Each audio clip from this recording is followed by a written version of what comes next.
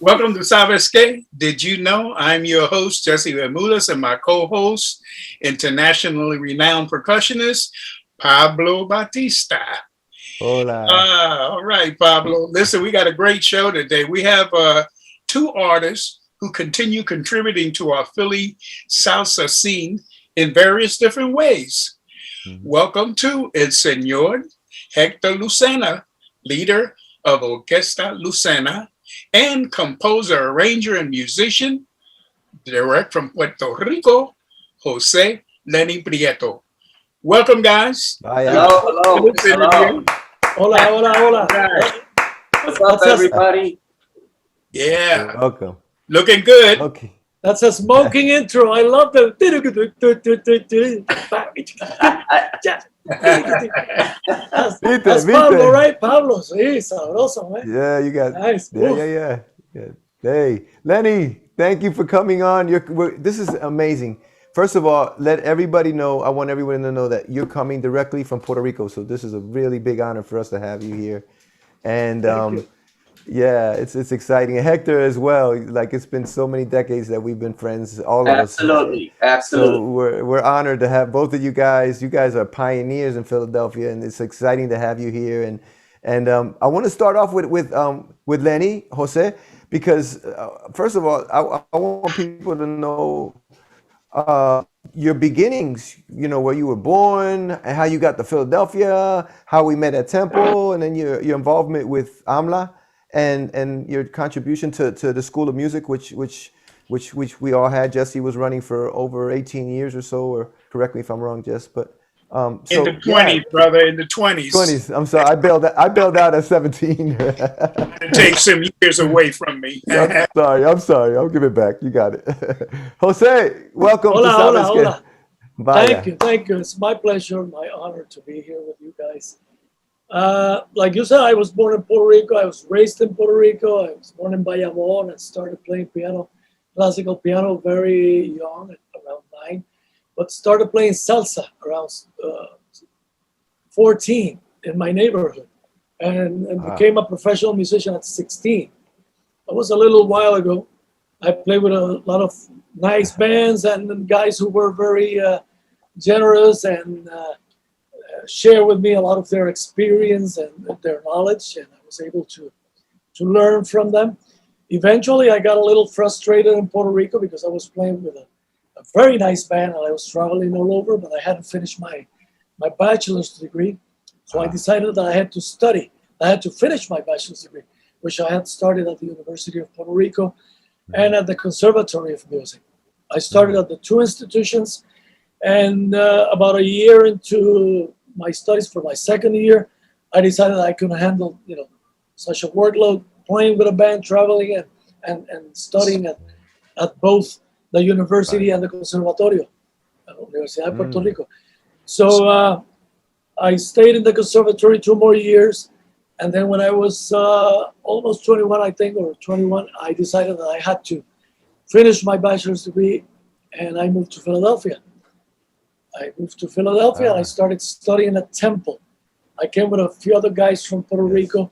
We started a band the first couple of months that I was there, El Conjunto Antillano. And our bongo player was Foto Rodriguez. That's when I met Foto, Ah, 1979.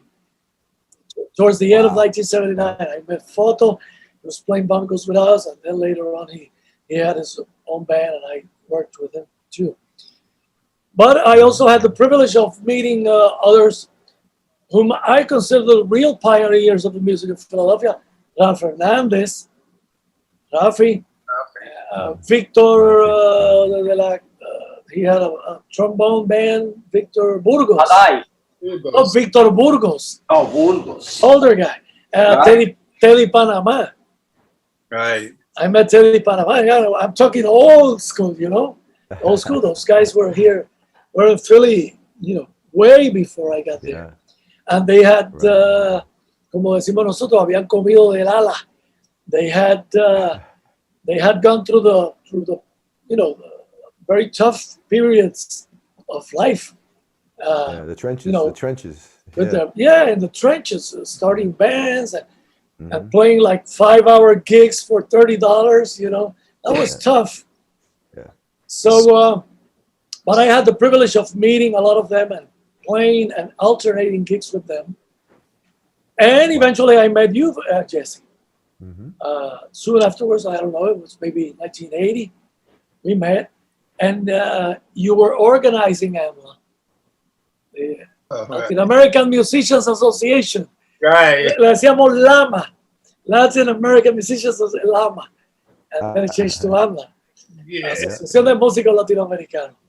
Yeah, but Yeah, and of course, the objective was to, first of all, to organize the musicians and producers and everybody interested in the promotion of Latin American and Caribbean music. So, of course, we were all for it. We needed conditions to improve. We needed gigs to be a little shorter and to pay a little better. So, a bunch of us joined. I remember all of those I mentioned, Rafi Hernandez, Bull, Víctor Burgo, Teddy Dormois, Pa Descanse, Photo, yeah. In the beginning, I don't think Photo wasn't a band leader then. He was still a musician. Pero I think he joined. He did join initially. That's right. And it was an amazing time, man. It was full of good feeling, effervescence. We had people against us as well. I remember we had a couple of club owners complaining that we were unionizing against them. right. I remember that. Yeah, and they didn't understand it. All that we wanted was better working conditions and to improve the quality of the music. Yeah, they were going to benefit as well because we were going to be more professional. And Right. you established some working rules and stuff. Anyway, so that's in a nutshell. And after that, AMLA became more active in its educational program.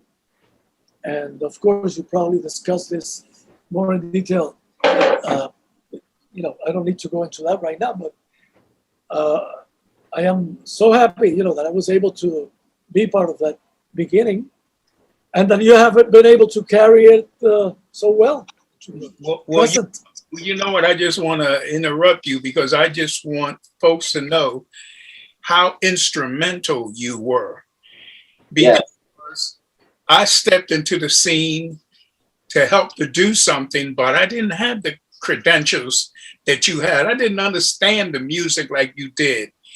And the whole aspect when the school got started, you were so instrumental in helping to start that school and also bring other teachers to that school, which turned out to be that AMLA had some of the best teachers that you can think of at AMLA. And you're the one that started all of that. So I just want you to know that I don't forget things, and I think that they're so important. And this is why I always say, listen, if it wasn't for you guys, there wouldn't be no Jesse. You see what I'm saying?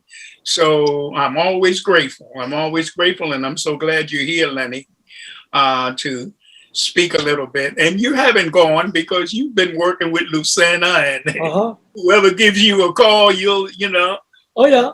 I've been in touch with Photo and with Rafi Hernandez every now and then. And I also send my regards to a lot of friends that I still have in Philly. And I have a grandchild who was born in Philly this last year, last April. Yeah, a pandemic grandchild. Congratulations. She was born in Philly last April, a year ago. And I've been there once to visit her. At your wedding too. And you came to Puerto Rico for my wedding. I remember that. For your wedding. That was a long time ago, right? Yeah. You have a house in Puerto Rico. Y tú, Pablo, también. Y Hector, all my friends. You're all welcome here. Yeah. Lenny, let me ask you. So I remember seeing you not long ago before the pandemic. I saw you at the Kimball Center when you came in town with El Gran Combo. El Gran Combo. Yes, because I remember that. I've had the privilege of substituting for their pianist, Willie Sotelo. Before Willie, there was Rafa Itiardi, the band leader, and he used to call me many years ago to cover for him whenever he couldn't make it. And in more recent years, I've been able to substitute for Willie. And of course, El Combo is like wow. What an institution. It's an institution. It's like the university. Yeah. So it's a wonderful feeling playing with them anywhere. You can't get bigger than that.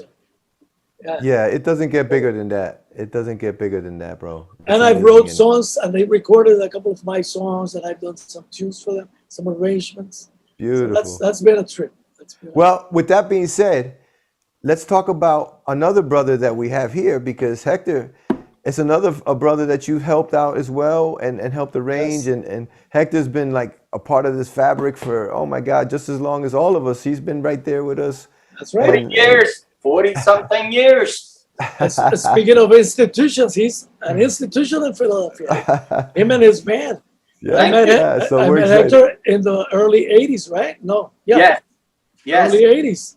Yeah. And I played with you when you were starting, and you had Richard Lee in the guitar. Exactly. And we did a few shows. We did a lot of nice gigs with your band. You had a nice, very dynamic and exciting band, because you were playing in a modern style. You invented, I remember, the term Latin pop. Thank you. That was the first time I heard that term, Latin pop. And I said, what is this? And you guys were the ones who told me about it. And your concept, which was to combine Caribbean music, which was called salsa at the time, with more pop sounds. Wow. With the drums, the electric guitar, de una manera más cohesive. Que no sonara como pancho. Exactly.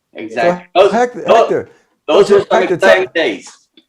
So listen, Hector, real quickly, because I want people to know about your history too. Start off with where you came from, where you're born.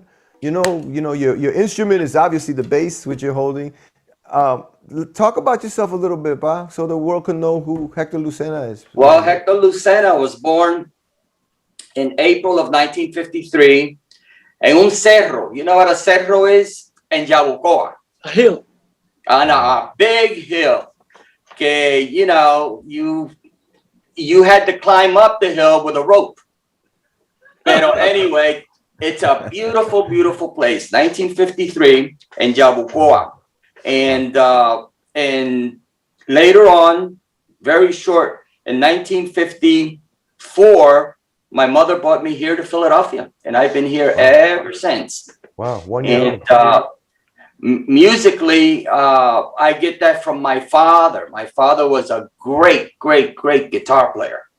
And, estilo Los Pancho, Los Conde, and he used to play those beautiful romantic songs. Right. And that's how my mother fell in love with him.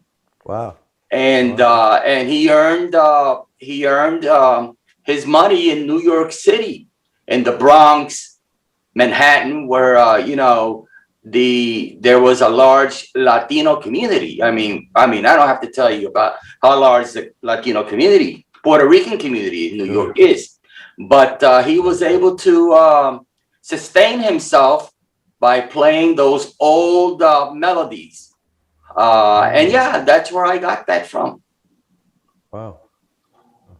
So what made you play the bass? Why did you pick the bass? Well, because I'm one lazy son of a gun. My father played a 6-string guitar, and I said, the bass only has 4 strings. Let me go with the one with 4 strings. And on bass, I only had one bass lesson in my life. And that bass lesson was given to me by Ivan Perez. And Ivan Perez said to me, in salsa music, the essence is the bass plays 3 notes. But it's very important because you have to know and feel where to put those three notes. And he says, a C, you go C, G, C. And if you're on the D string, well, then you go backwards. And then from there, you know, I just put it all together. But yeah, all I had was one bass lesson. What I had was, at that time, I had a very good ear. My ear isn't as good as it was then, but I had a good ear, and I used to pick up quickly.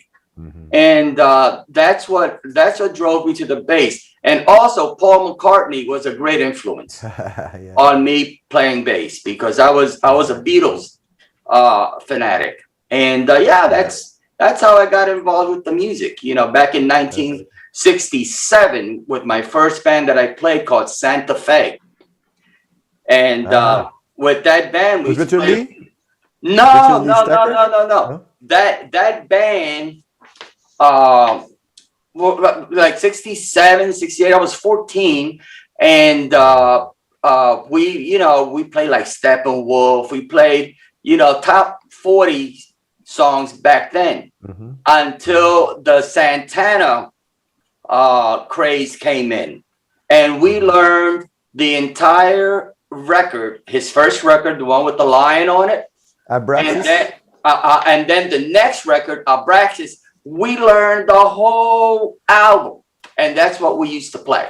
And we got a lot of gigs, a lot of the fraternities at Temple, Drexel, University of Penn. Well, those crazy young kids, they used to love it. So we were in these fraternities, drinking and hooping and hollering at a very young age, and we were making $20 a man, and we loved it.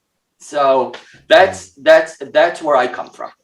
Who were some of the musicians that you played with back then? In that back then, it was my brother-in-law, Ivan Cruz. He's no longer active in the music. Mike Sharon. Mike. You remember Mike Sharon? Mike Sharon. Yeah. Right. Ricky Diaz. The Rios brothers, they're also not active. And a great drummer we had is by the name of Willie Mercado. I don't know whatever happened to Willie Mercado. But the only two musicians from that band that were relatively active was Mike Sharon and myself. And I don't think Mike Sharon is active anymore. But yeah, that's where it all started. Cool. Hold that thought. We're going to get ready to take a quick break. Jesse, we're going to take a quick break, right? Yeah, you know it. Okay, on site. Did you know? We'll be right back.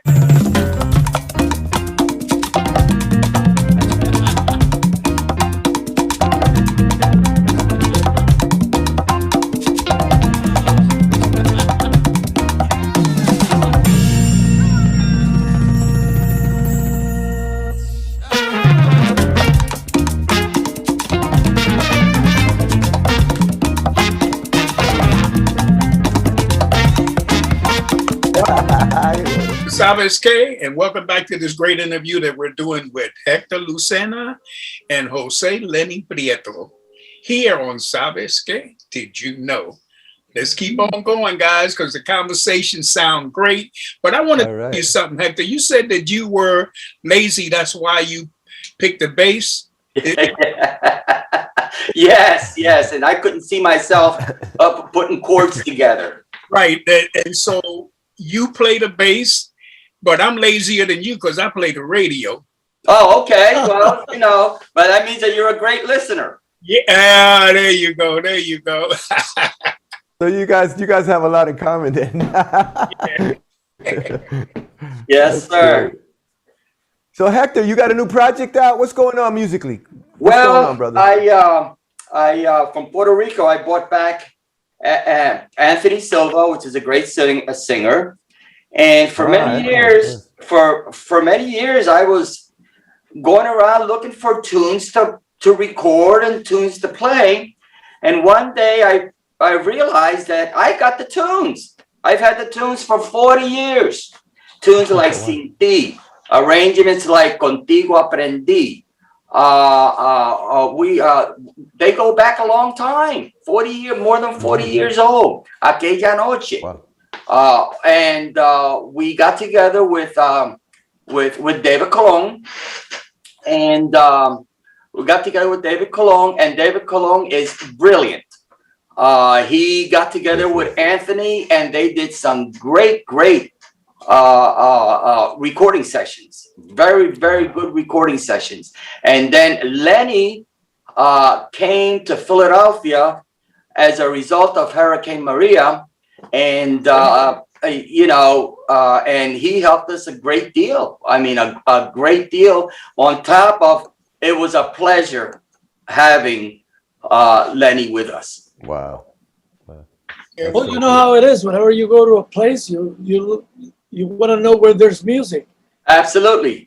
And I got to Philly, and I said, well, I gotta call the guys and see what's happening. So I called, the usual suspects. Yes. And you said, I'm in the middle of a recording. And I said, all right, well, count me in. Yeah, count me in. I'm in. You said, I'm in. I'm in. That's beautiful. That's beautiful. And so, as a result, you have a tune that you want us to check out? Yes. Right? This tune, Cool. Let me tell you a little bit about this tune. Let me tell you a little bit about this crazy tune. LENI, Okay. I don't know if you remember the conversation, but we were in the studio. It was you, David Colon, and I. And I said, guys, I need one more tune, but I want a tune that demonstrates strife in a couple. But they're fighting and they're at each other's throat and this and that, because all the other songs they were loving songs, amicable songs, Aquella Noche, No Sé Tú by the late Armando Manzanero. And you said to me, you said to us, he said, hold it. So you went to the corner of the studio, you bowed your head and you put it in your hand like that. In my big forehead. Yeah, you went like this, and in about 8 minutes, you came back and you said, I got it. You put melody, lyrics, and arrangement all in one in 8 minutes. It was fantastic. You remember that, right, LENI? Well, yeah. Well, that's how some songs are created. Yes, some songs take more time, and some songs just happen like that. Well, in 8 minutes. The studio environment is very exciting, and every recording musician knows that. When you love recording and you love creating, that's the perfect environment. So and you love the people that you're working with. Oh yeah. Because I cannot promise that I can create a song in 8 minutes like that, but this time it did work out. Yes. So is this the song? Is this what we're going to listen to? Estás que te vas. That's it. That's the 8-minute song, I call it. Let's hear it. Jess, you ready for it? I'm ready, man. Let's check it out. This is great.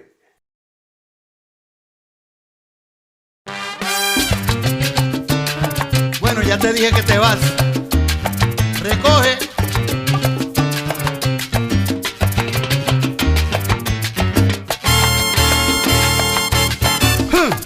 Lucena y el bacano.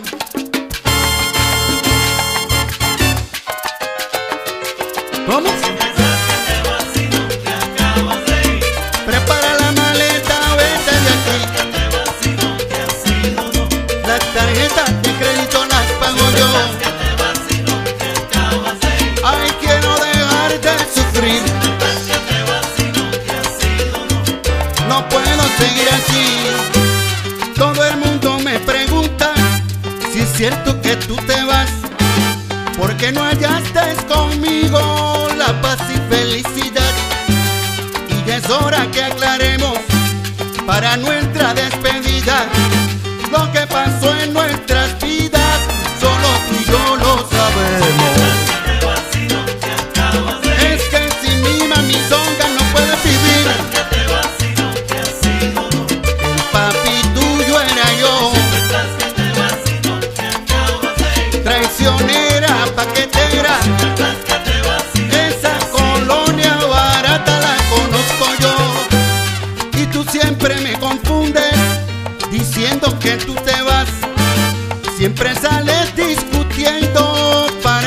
verte largar.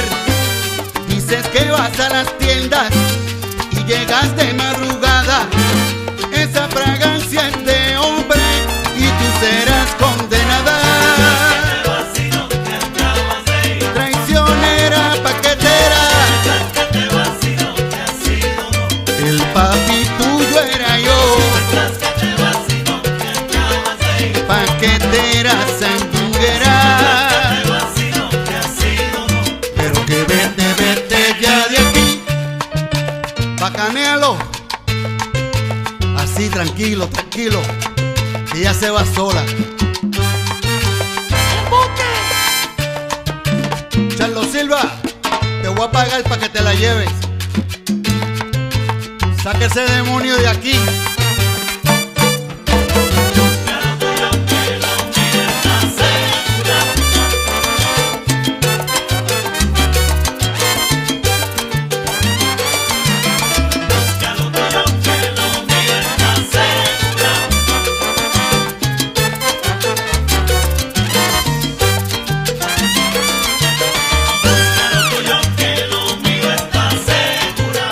Tengo una negrita pendiente, ella tiene tumbao. Ella me da mi comidita a tiempo, nunca me pide dinero, siempre me da pescado. De todas las mami son de caballero, ella tiene el moño parado.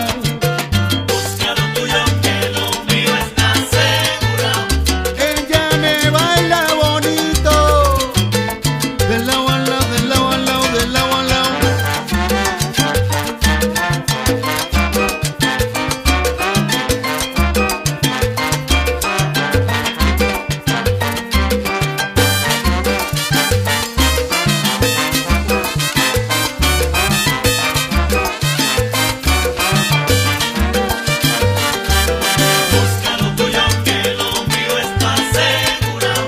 Mami songa como dice en el libreto, colorín colorado, este cuento se ha acabado.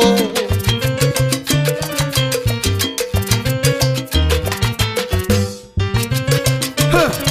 Con Lucena y el bacano no se juega. ¿Cómo?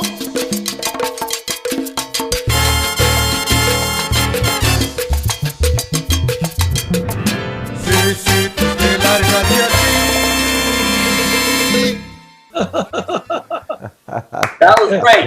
That's Anthony Silva. Yeah, yeah. Sounds like a hit, Hector. You know that? It's funny because several DJs have said that. You know, several DJs have said that, and you know, when I tell them the story of how the song came about, everybody is at all. You know, I said, well, that's what happens when you get talented people together. You know, Yeah, so You got to clarify that the arrangement was done by David Colon, David absolutely. Colón, and of course los soneos, la improvisación y parte de la letra también es de Anthony. Yes, Una absolutely. estrofa de la colonia y Yeah, yeah, absolutely. you know, he's a very creative guy also. Yeah, Anthony, absolutely. Absolutely, and I was very grateful that he was Hector. that he came. Yes, Yeah. Where can we find the song? Can people buy it? Is there well, any yeah, kind of platform? at home, we released. I may have made a mistake to have released this record on July 4 last year because it was right in the middle of the pandemic. Oh, I And see. so I got a bunch of records at home for those who want to start, giving me orders over Facebook. You can get it through Amazon. But yeah, the pandemic has put a hurting on all of us, including recording artists. And so I got a bunch of records that are ready to be sold. Cool. That's awesome. That's exciting. Hey, Jesse. Yeah. Jess, how you feeling over there? Interview Pablo, so I'm like laying back. Talk to me. No, No, I just think it's a wonderful experience that we have here. This is amazing to have these guys together. This is Philadelphia at its best. Because look, we're still listening. How many decades later, the collaboration between Hector Lucena and Lenny Prieto, and we're still here together, all of us alive. Absolutely. Gracias a Dios. Absolutely. And we just went through a crazy pandemic, so like we're still alive, and it's nice to see the music thriving, and The music it's is nice to see thriving. you have. Yes, and there are also a number of bands in the Philadelphia area that I've heard about, and I've heard some of them, some younger fellas, some creative new artists, that is something to admire. Absolutely. Lenny, how's the environment now in Puerto Rico, right quickly? Because I know Puerto Rico's got hit a couple times with the storms. Yeah, we had the storm, then we had some temblores de tierra, some earthquakes early in 2020 before the pandemic, and then the pandemic. Yeah. Well, it's Right, been very right. tough. Right. A lot of jobs were lost, and a lot of lives were lost. I can count a few friends who died indirectly because of the pandemic, because of the stress, which the lack of work created for them. Right. So we're starting to play now. Oh yeah. Gigs are starting to happen now. Good. But it's still a long way to recovery. Right. And Lenny, I wanted to go back to something because I don't know if you are aware of the kind of impact that you had without probably not even knowing it. And that's based on with the creation of the roots of Puerto Rican music, that you were intricate in making that happen. Well, it was had so much impact when it went into the public school system. Remember we started it at the Please Touch. At the Please Touch Museum. Yeah, for little kids. Yes. Then as it grew and went into the public school system, what happened was that all of a sudden in the 80s, we had all of these Puerto Rican students in the school and no teachers that were even aware of the culture or anything of that nature. And by bringing that program into the school, it was like unbelievable. All of a sudden, the kids could look at one another and say, you see, I have a culture. You see how excited you got about it. And the teachers learned. And it's like unbelievable. You don't know how many hundreds of schools we did as a result of that.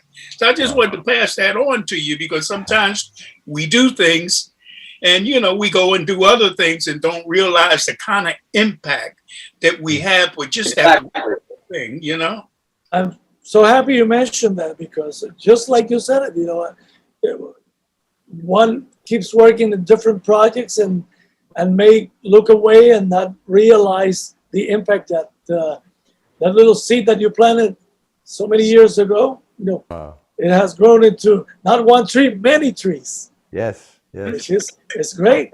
It's great. And that people are able to identify instruments that go back to the original inhabitants of the Caribbean islands, like the güiro, the maracas, the wooden drum, the cáscara, and then identify those instruments that come more from the African heritage, the skin drums, the cowbells. It's so important. It's great that the young people are learning about those details. Un pequeño detalle. Yeah, let me tell you this. This even takes it a little step further because after we did so many public schools, we got into the parochial schools. And this was another experience because all of a sudden, the nuns and the students, and it was so interesting because we didn't say nothing to the nuns until the end of the show. And then we would say, well, it's your turn. So the nuns would pick up a maraca or something like this and start dancing. And kids had never seen nuns outside of their normal, normal routine. Yeah. Yeah. Now, all of a sudden, it was this whole, harmony between different dynamic, different kind of harmony between nuns and students. it was just unbelievable, the impact. It's That's amazing. good to know. Good to know. Right. That's amazing. So, Lenny, do you any of your? I know your wife used to play piano as well, and do you have children that play as well? My wife is a concert pianist, and Right. my son is a drummer, and he plays with he has a few bands. Mostly he plays what is called math rock, which is a very complicated style of rock music. He has a couple albums now, right now, one of them with a band called Space Corolla. Space Corolla. Yeah, and they're, you know, they get feedback, they get positive feedback from all over, international That's great. feedback, which is great. Nice. Yeah. Wow. That's great. Congratulations. Congratulations on that too. Cool. You know, Hector, Yes. what's next? What's next for you? Well, I have two new songs. I have two. I have not new, but I've already got two songs recorded for my next project, and on those two songs, Lenny Prieto recorded piano on both of them. One song is a merengue titled Sufro. Lenny, you remember that? Sufro? No. You don't remember it? Yo sufro de que no lo recuerdo. Yeah, well, I suffer from amnesia. well, that one we have Sufro, and the other two, oh my God, I don't even remember the title of it, but it's they're both tunes that were written by Anthony Silva. Great tunes. I mean, Anthony Silva is not only a great singer, but he's a great songwriter too. And those two songs are recorded, and I have them stashed away for when we start the next project. Cool. So, you're gonna keep pushing on. Oh yeah. I mean, that's what keeps me young. That's what keeps me happy. That fulfills me. Play the bass a little bit.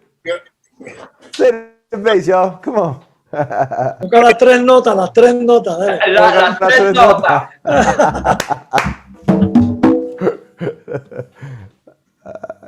C7. Go ahead, Lenny.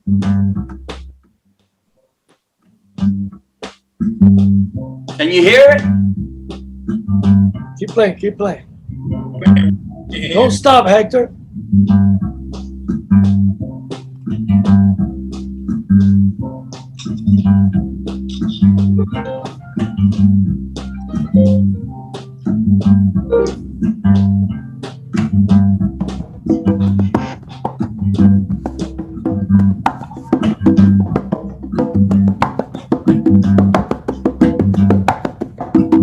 Yeah, we can't jam because there's latency and you know it doesn't sound too good. Yeah. But anyway, yeah, that's so good to hear you guys.